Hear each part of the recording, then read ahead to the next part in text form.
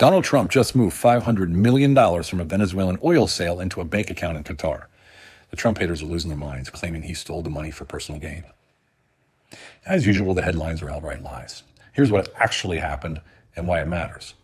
The United States completed its first sale of Venezuelan oil worth about $500 million. That money is being held in accounts controlled by the U.S. government. One of those accounts is in Qatar.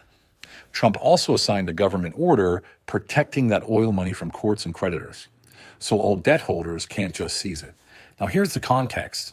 For about 100 years since before World War II, the global banking system has been in control. Big banks, big lenders, big finance.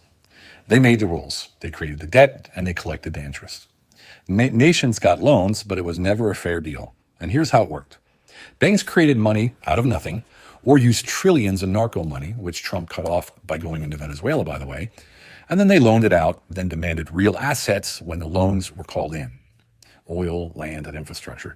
Greece even lost major monuments and heritage sites this way. So without protection, that $500 million could have been taken by creditors because Venezuela, they obviously have massive debt. And here's the Trump card. By holding the oil money under U.S. government control and shielding it from claims, the money no longer flows into the old imperial banking system of the globalists. It moves away from global creditors, away from courts, and into sovereign national control. For decades, banking and creditor networks dictated terms to nations. If you owe debt, they took assets.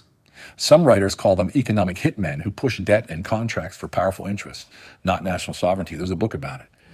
Now, the U.S. government is saying, not anymore. We control the revenue.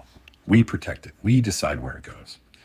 And that's a massive shift. And after the narco money flow was stopped by Trump, another nail in the imperial coffin of the globalists. Whether you love Trump or hate him, it doesn't even matter, because this changes who controls the money, and that changes who has the power.